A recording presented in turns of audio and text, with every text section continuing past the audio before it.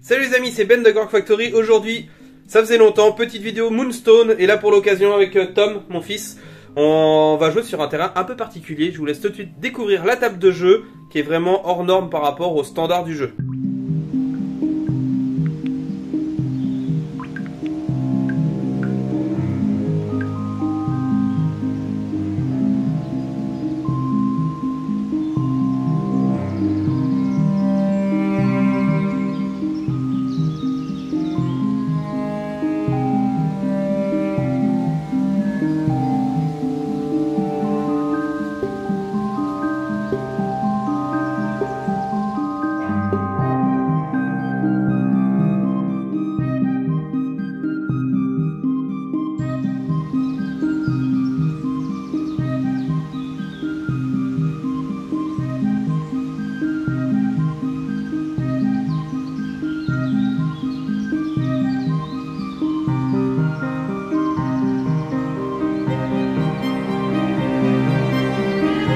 Alors présentation des bandes, donc moi je vais jouer une petite association de gobelins et de fées. Pour le scénario, donc petit scénario maison avec Tom, on va donc jouer sur le décor de l'aquarium. On va jouer sur la longueur parce qu'il fait 1,20 m de long. On va jouer seulement avec 3 pierres de lune, directement à 2 en difficulté pour les récolter. Elles sont mises en point central. On va commencer chacun d'un côté de l'aquarium. Et moi je vais donc jouer la petite Freya chez les fées, Poulpi le pirate et Bobby le becteux.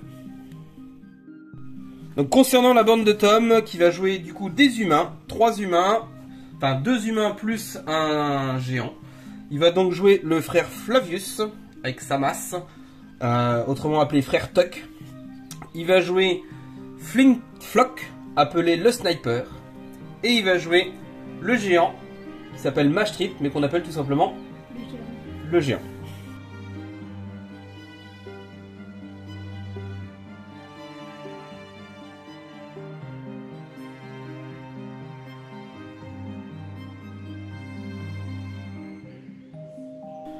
Donc nous voici prêts. Tom, t'es prêt? Ouais, je suis prêt. Donc les pierres de lune sont disposées comme ça. Donc elles sont point central, toutes les 3 alignées, au milieu de la table. On va commencer tout de suite par le jet d'initiative du tour, hein, Tom? Allez. Moi j'ai fait 1. Toi tu fais 3, donc c'est à toi de commencer. Donc Tom décide d'activer en premier... le géant. Voilà, le géant. Allez, vas-y. 4 pouces gratuits. Donc là tu fais le sprint, la course gratuite de 4 pouces. T'arrives ici. Après tu fais quoi? Tu rebouges avec tes actions? Oui, Il te reste 3 points d'action. 2 pouces. Puis Et tu te colles au décor? Ouais. Enfin, tu te colles au... Alors pour ma part, je vais activer Freya, qui va faire son mouvement de 4 pouces pour venir à côté de la statue là-haut. Elle va venir juste ici. Toc. Ensuite, elle va faire un petit pouvoir. Elle va faire un petit pétillement. Donc, je tourne. Donc, je fais le sort pétillement avec Freya. Donc, il me faut du violet. Donc, je vais dire que c'est un 1 violet. Est-ce que je bluffe ou je bluffe pas, Tom? tu bluffes pas. Je bluffe pas. Et bien, donc, je résous mon sort. Donc, tu vas prendre un dégât. Et tu vas être repoussé de 1 pouce. Donc, je repousse d'1 pouce ton géant. Je refais du coup, vu que j'ai réussi, je vais utiliser 2 points d'action pour refaire un pétillement. Et je dis que c'est un 1 violet. Je dis que tu bluffes. Je ne bluffe pas. Donc tu reprends un point de vie et tu es repoussé encore d'1 pouce, donc je te mets en dessous. Non, en Bah, plus c'est pas. tu seras au bord. J'étais là. Du coup, vu que je n'ai pas bluffé, j'ai le droit de le refaire gratuitement encore. J'ai encore 5 cartes en main. Parce que Freya, c'est une grosse magicienne.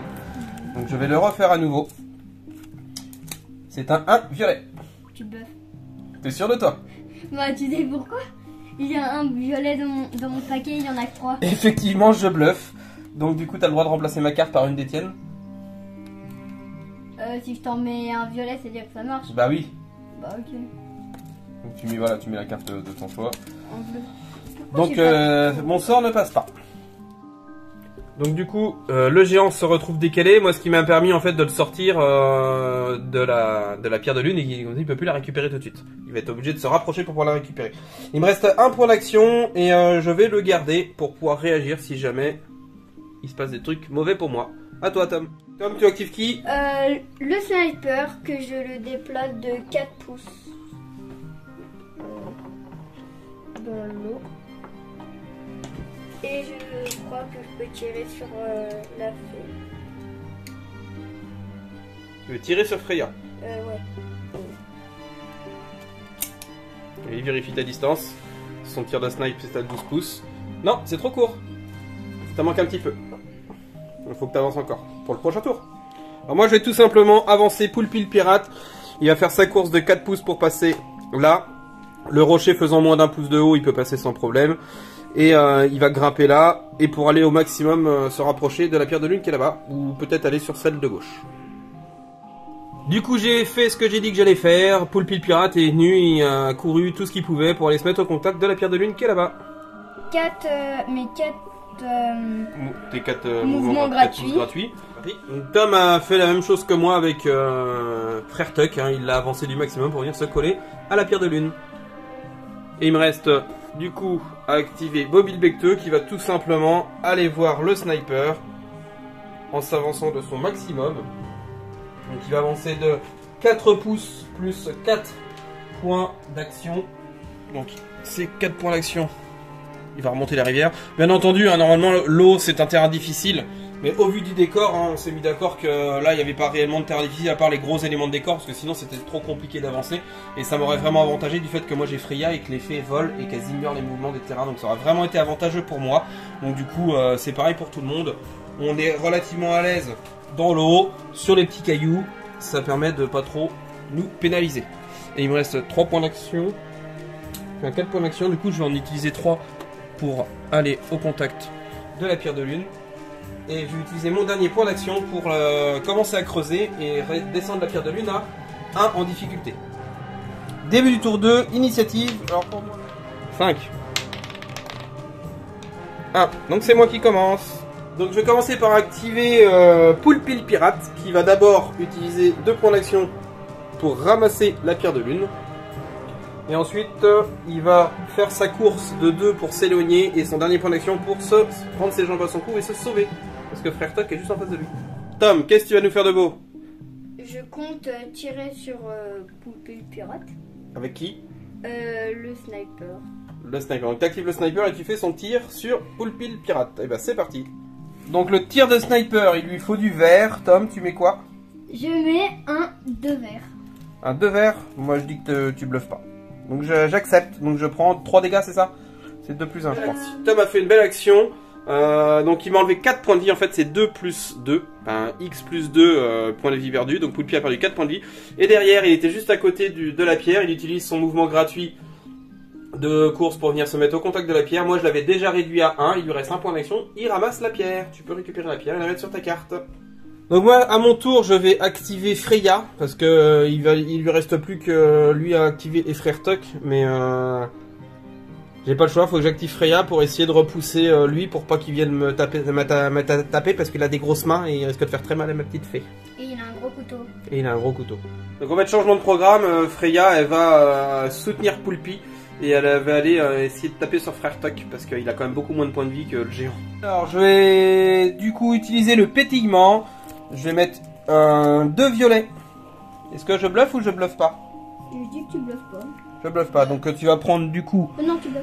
Je bluffe? Ouais, tu bluffes. Donc je dois révéler ma carte. Parce que pour rappel à Moonstone, vous avez le droit de mentir ou de bluffer. Donc là, Tom estime que je bluffe, donc je dois lui montrer ma carte. S'il avait dit que je bluffais pas, je ne la montrais pas. Et je résolvais mon sort. Là, il dit que je bluffe, donc je dois la montrer. Si jamais je dis la vérité, je résous mon sort normal puisqu'il passe. Et j'aurai le droit de le refaire gratuitement. Si je mentais, il va remplacer ma carte par une de ses cartes. Et là, du coup, ça peut être la catastrophe. Et je ne mentais pas, j'ai bien mis un 2 violet. Donc du coup, Frère Tuck, il va prendre 2 dégâts magiques et être repoussé d'1 pouce. Je vais le refaire gratuitement tout de suite. Hop, c'est un 1 violet. Un 1 violet? Ouais. Tu bluffes pas. Donc tu reprends un dégât, t'es encore repoussé d'1 pouce. Maintenant il me reste encore 3 points d'action, donc je vais refaire 2 points d'action et je vais le refaire. Donc je le refais, j'ai encore utilisé 2 points d'action, cette fois je dis que c'est un... Je sais plus ce que j'ai mis, un 2 violets. Ok, non, c'est pas vrai. C'est pas vrai? C'est vrai? C'est vrai, c'est vrai. C'est vrai? D'accord. C'est vrai. Donc tu reprends encore 2 points de vie et t'es encore reculé d'1 pouce. Donc voilà ce que ça donne après 3 sorts réussis avec succès. Donc un que j'ai passé et un deuxième gratuit grâce à Tom parce qu'il pensait que je le ferais, je ne le fais pas. Et un troisième du coup que j'ai repayé. Frère Tuck qui se trouvait ici, du coup en tout était repoussé 2-3 pouces et a perdu 5 points de vie. Tom, c'est à toi d'activer du coup Frère Tuck ou le sniper ou le géant. Donc Tom active son géant, il a fait sa course gratuite de 4 pouces qui l'emmène au contact de Poulpi et on va se taper dessus. Ouais. Donc nous avons sélectionné nos cartes, moi je mets un fondoir et Tom tu mets c'est bon, tu prends. une frappe ascendante. Moi je vais mettre une critique en fondoir. Donc frappe ascendante contre fondoir, moi je subis un dégât. Par contre le géant il a des gros bras je crois, hein. Ici il met des dégâts en plus hein, parce qu'il a quand même une grosse épée et des dégâts. Donc il augmente les dégâts 2 plus 2, donc en fait tu m'en mets 3. Et moi je t'en mets, frappe ascendante, je t'en mets 3 et 3, 6. Je te mets... réduis les dégâts. Hein. Bon bah après cette belle action de Poulpi qui a mis quand même 6 dégâts à Maastricht au géant, mais il en a absorbé un parce que c'est sa règle, il a une grosse consistance, il a une armure. Donc il réduit les dégâts de 1, donc il en prend quand même 5. Par contre Poulpi, 3 dégâts ça suffit pour le tuer. Donc Poulpi il est mouru, il est retourné nager dans l'océan. Il a donc déposé sa pierre de lune ici. Donc pour rappel, quand la pierre de lune elle tombe par terre suite à un décès, et ben elle est à un niveau de difficulté de récolte de 1. Donc je la mets directement au contact de Freya qui est à côté. Et on va voir ce qui va se passer, mais je suis mal parti là. Bah, donc Tom, il te reste 2 points d'action avec Maastricht, avec le géant. J'avance d'un là et tu récupères la pierre. Je récupère la pierre. Ok, bon bah hop, cadeau la pierre. Donc Tom active le sniper, il l'a décalé un petit peu pour s'éloigner de Bobby. Et il va se mettre en position de tir sur Freya. Donc Tom, tu as une carte, tu mets quoi? Moi je dois dire. Bah oui, c'est à toi. Je mets... Et il te faut du vert hein. Un vert. Un vert. Ouais. Moi je dis que tu bluffes. Donc du coup je remplace ta carte par une des miennes et je te mets une catastrophe. Si, catastrophe. Donc là t'avais un tir, t'avais une douille foireuse. Tir de mousquet quand il y a une catastrophe. Ce personnage subit 2 blessures et sa capacité rechargement est inutilisable pour le reste de la partie. Donc en fait ton arme elle est cassée. Donc Bobby le Becteux il va descendre ou il va aller vers Funflux, j'hésite encore. Je réfléchis, je le bouge et on voit ça. Donc Bobby est descendu tout son mouvement, il me restait 2 points d'action après avoir utilisé les points de mouvement. On a fait 2 combats avec le géant. 2 coups d'épée dans l'eau parce qu'à chaque fois on a défendu, on a tous les deux eu des cartes qui étaient pas terribles. À chaque fois on a mis tous les deux, on s'est retrouvés avec de la garde basse en même temps et après des cartes qui se nulaient. Donc fin du tour pour moi. Tom il te reste Frère Tuck activé, je te laisse le bouger et on voit ce que ça donne. Alors mêlée entre Frère Tuck et Freya. Qui est pas une... c'est vraiment pas une foudre de guerre. Hein. Du coup je mets ça. Suspense. Je mets une garde haute. Et c'est ma botte secrète. En garde haute. En plus, ce qui fait que je cause aucun dégât. Mais toi aussi tu fais aucun dégât pour le tour. Et je recommence. Je mets ma carte. Deuxième round de combat. Je mets ma carte. Tom. Oh, j'ai tout bien mélangé. Donc résultat du combat, moi j'ai mis une garde haute. C'est encore la botte secrète de Freya. Du coup elle annule tous les dégâts. Donc là elle peut pas se faire blesser. Donc début du tour 4 et dernier tour à Moonstone. Hein, ça se joue en 4 tours. J'ai de l'initiative. Je fais 2. Vas-y lance le dé. Tu fais 1, c'est moi qui commence. Alors la réflexion parce que c'est important. Tom a 2 pierres de lune en sa possession. Une sur le sniper que je ne pourrai jamais aller chercher et une sur le géant. Donc j'ai pas le choix, faut que je mette tout sur le géant pour essayer de l'atomiser. Mais bon, ça va être compliqué d'atomiser le géant et récupérer une pierre de lune dans la foulée. Sachant que les 2 personnages qui me restent ont -1 pour récolter. Donc j'ai juste décalé Freya et elle va nous faire un petit pétillement. Donc je vais mettre un... C'est quelle couleur tu dois voir? Du violet je dois voir. Je vais mettre un 2 violet. Je bluffe ou je bluffe pas? Tu bluffes pas. Je bluffe pas? Oui. Donc je t'inflige 2 dégâts et je te repousse d'1 pouce. Je recommence avec encore 2 points d'action. Et je mets un 2 violet. Est-ce que je bluffe ou est-ce que je bluffe pas? Donc je te remets encore 2 dégâts et je te repousse d'1 pouce. Et là je te fais tomber dans l'eau. Plouf. Ce qui donne ça maintenant. Il est dans l'eau, Maastricht. Donc Tom a activé Frère Toc et a engagé Bobby Becteux pour faire une petite mêlée. Donc moi je vais mettre ça. Donc, je vais mettre ça. T'as changé, t'as mis quoi? À toi de mettre une carte. Attends, je regarde si c'est la bonne. Ouais, c'est la bonne. Je vais une garde basse. Non. Et toi, t'as mis... Ah oui, non, ok, c'est bon. Toi tu mets une frappe ascendante, ce que tu doubles. Double. Bah tu me fais rien. Non, frappe ascendante contre le garde basse, tu fais rien. Il y avait que le stock et le fendoir. On recommence, il refait du coup encore une mêlée parce qu'il a rien fait sur celle d'avant. Qu'est-ce que tu mets de beau? Je sais pas. Je suis sûr que t'as mis une garde haute. Bah faut la trouver, moi j'ai que 2 cartes. Hein. Bobby de Becteux c'est pas un foudre de guerre. Hein. Donc moi j'ai une garde basse, une frappe ascendante encore, donc c'est nul encore ton attaque. Bon, je vais tenter d'aller chercher l'égalité. Qui va être compliqué à Moonstone, pour rappel, il n'y a pas d'égalité. Hein. Si jamais on tombe en égalité à la fin du tour 4, on va à la mort subite pour faire un tour de plus, 2 tours de plus s'il le faut, jusqu'à ce qu'il y en ait un qui marque un point de plus et qui passe devant l'autre. Donc là, il me reste un truc à faire. Je vais faire mes 4 points de mouvement gratuits. Je vais descendre et me mettre à moins d'1 pouce du géant. Et je vais faire un prout magique. C'est le dégazage. Je vais faire un gros prout qui va mettre 2 dégâts à tous les personnages dans les 2 pouces. C'est automatique, ça me coûte 2 points d'action. Donc je te mets 2 dégâts à ton géant. Et je le refais derrière. Je refais encore un dégazage pour 2 points d'action. Et du coup je te remets 2 proutes et je te tue ton géant. D'accord, tu me le tues. Du coup tu poses. Bah, je te laisse poser ta pierre de lune par terre. Voilà. Et moi je n'ai plus aucun point d'action. Donc je ne peux pas aller récupérer la pierre. J'ai gagné. Ce qui met la fin au tour. Enfin il te reste encore le sniper à activer. Mais de toute façon il est tranquille là-haut. Il peut que bouger. Donc Tom, la partie est gagnée pour toi parce que tu te retrouves à une pierre de lune avec le sniper là-haut et moi j'en ai réussi à en récolter aucune. Enfin j'en avais une mais que tu m'as récupérée.